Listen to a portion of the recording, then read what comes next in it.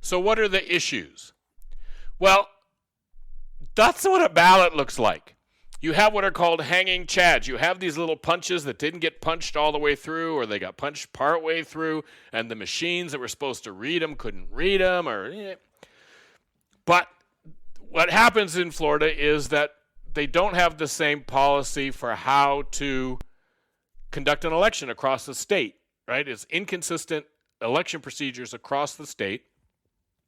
There's inconsistent recount procedures across the state. Both of those violate the 14th Amendment. The ballot violates the 14th Amendment. And partial recounts violate the 14th Amendment. Al Gore was only asking for a recount in 4 counties that had this butterfly ballot. The Supreme Court says that violates the amendment. Now, that's relevant to today because up in Michigan, for example, President Trump only got a recount. He only asked for and paid for a recount in Detroit, in predominantly black areas of Detroit. That, by definition, violates the 14th Amendment, according to Bush v. Gore, and would not have been legal even if it had done anything. You can't single out certain kinds of voters to be the ones that you're going to recount. Okay? But the Supreme Court in the end says, look, so Al Gore says, look, we'll go back, we'll do a statewide recount. The Supreme Court says, again, 5-4, but not quite 5. It's funny because there's actually 4 different things they wrote, and some of them 7 agreed to, and some of them 5 agreed to, and it's wild. The whole thing's just wild. But it comes down to them saying, look, you have to inaugurate a president on January 20. There's no way you can do a statewide recount in Florida and get it done by January 20. And whatever you do at the end, it's still going to be unconstitutional.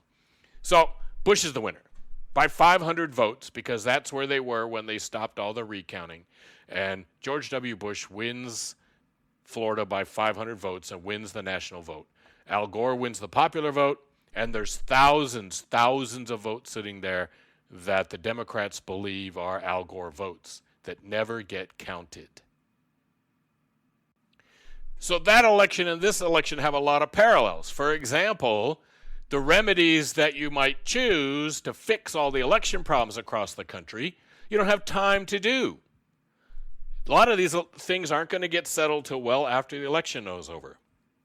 Number 2, we already talked about the partial recounts, that President Trump initiated partial recounts in states. Well, those were going to get thrown out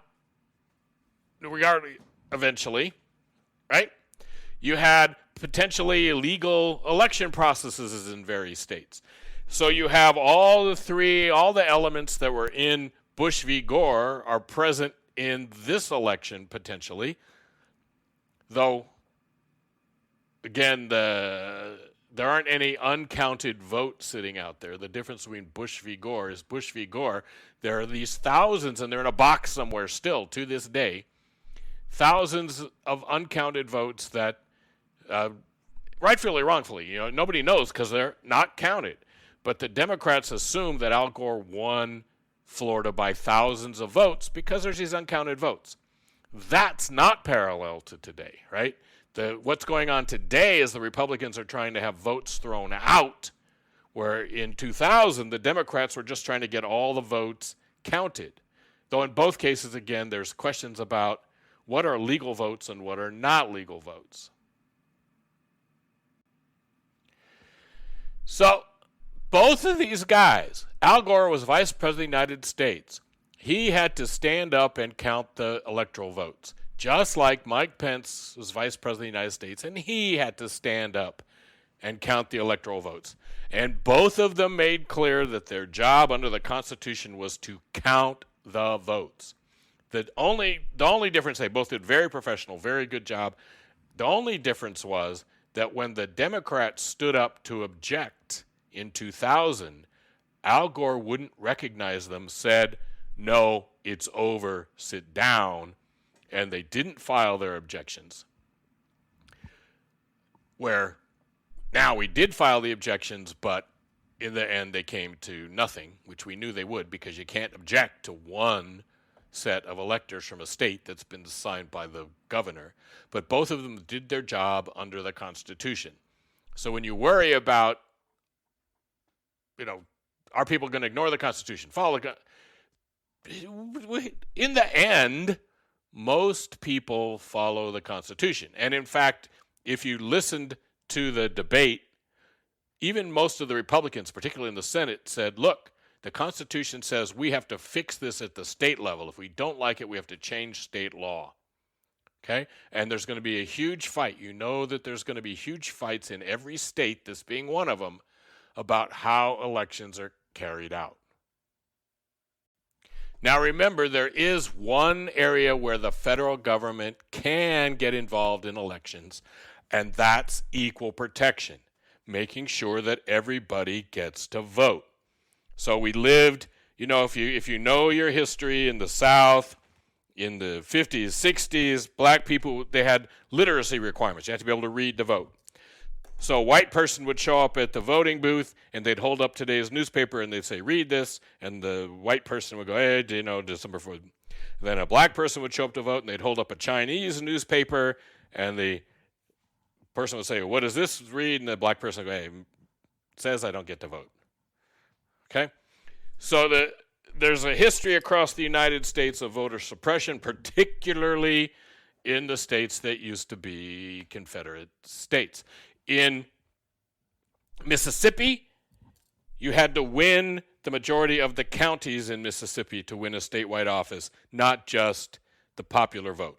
So there hasn't been a black person elected to statewide office in Mississippi since the late 1800s, since they put that law in. That same thing in Alabama. There's southern states that do that. Mississippi just took that out. So now there's a chance that a person of color could win an election in Mississippi. But anyway, so there's this thing called the Voting Rights Act in 1965. Congress passed a law to make sure that states were fair in how they conducted their elections, that they didn't treat people of color different than white folks or any group different than any other group. That has been more or less mutated by the Supreme Court in the last few years, and they have wiped out big sections of it. There is a new revised version of this, which is in the House, and incoming President Biden has said he's going to push it through and sign it, and there's going to be another big fight in the Congress about whether or not states are actually trying to suppress the vote. If you know who Stacey Abrams is from Georgia, she's the one really that got the Democrats to win in Georgia. It's her efforts that did, grassroots efforts going out and getting people to vote. She was running for governor in Georgia against the guy who was the Secretary of State, and he wiped out 50 or 60,000 mostly black voters from the registration rolls right before the election without telling those people. And they showed up at the poll places and were told they weren't registered, which doesn't mean you can't vote, but most people don't know that. There's a process. You have to put in a ballot, but it's a disputed ballot, and then you have to prove that, in fact, you were registered. So it was possible, but most of them didn't, and Stacey Abrams loses the election to the guy who's the current governor. Okay? But those kinds of things where a group is singled out because of race or even because of political party are unconstitutional. And the law used to let the federal government jump in and do something about it, and doesn't now really, but might again soon. All right, the other thing of interest that's related to this is Twitter ban. And President Trump actually vetoed the defense authorization bill, the first president in history to veto money for the Defense Department, the whole Defense Department, because he wanted Congress to get rid of what's called Section 230. It's actually U.S. Code Title 47, Chapter 5, Subchapter 2, Part 1, Section 230. And what does that whole mess say? Okay, and why is it there? It was deemed necessary by Congress to create the internet, to really promote the internet. The reason is that you don't want everybody suing everybody about what they say on social media, right? You want these platforms to be able to grow and prosper. And so if you write a book and somebody publishes it, and your book is full of lies, the person who was lied about can not only sue you for saying lies, they can sue the book publisher for publishing the lies. So book publishers tend to be very careful about what they publish and make sure that there's some cover for them. The internet, when it was starting, nobody knew which way that was going to fall, whether you're going to be, like the publisher of something, or you were going to have bigger, more expanded, more broad rights.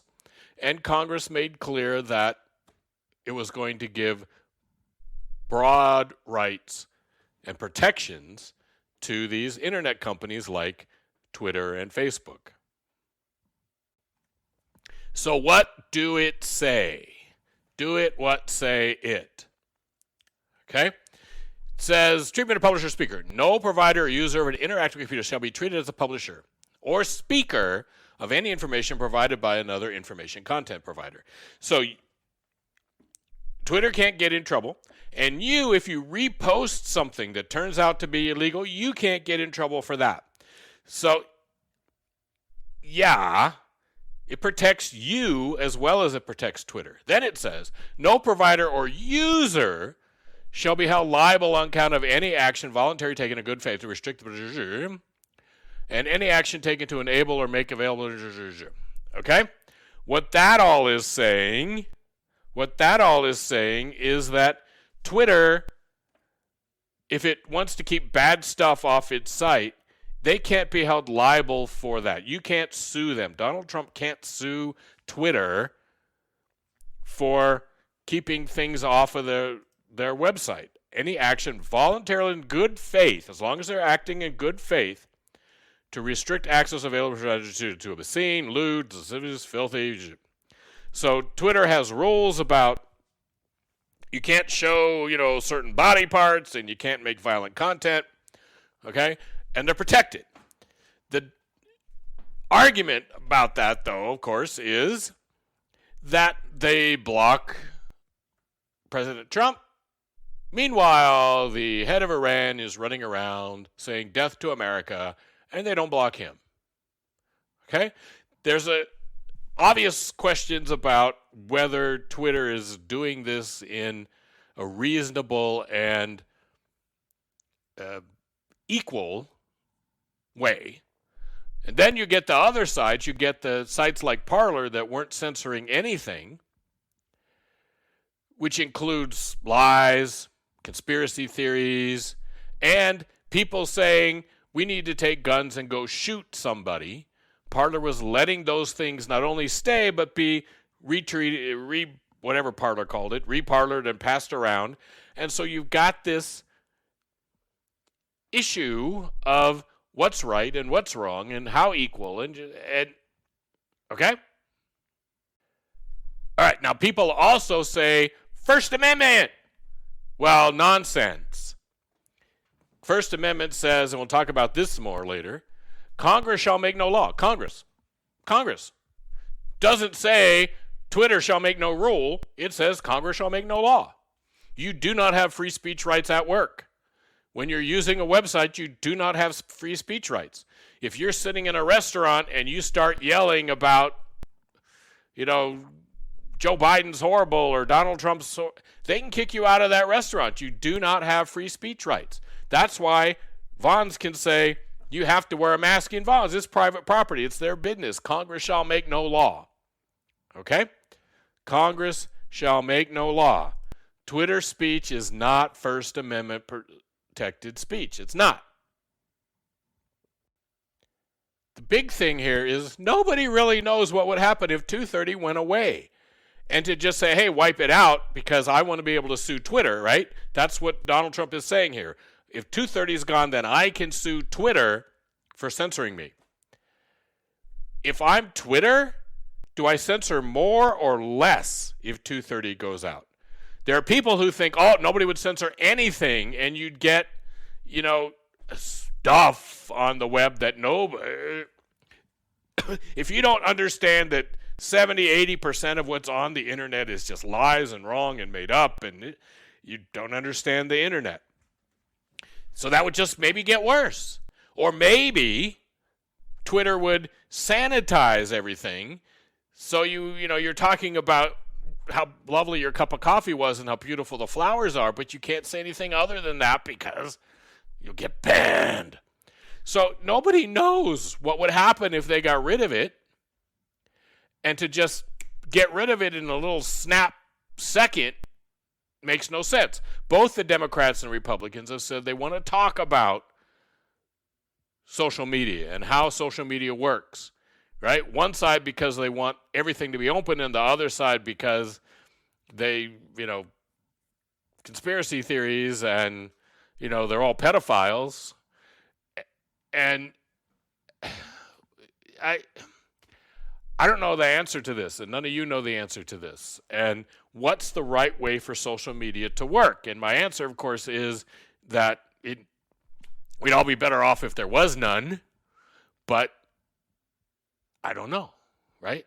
And you don't know. There needs to be a whole national debate about this, about social media and what it means and what it does. And I think I just said this.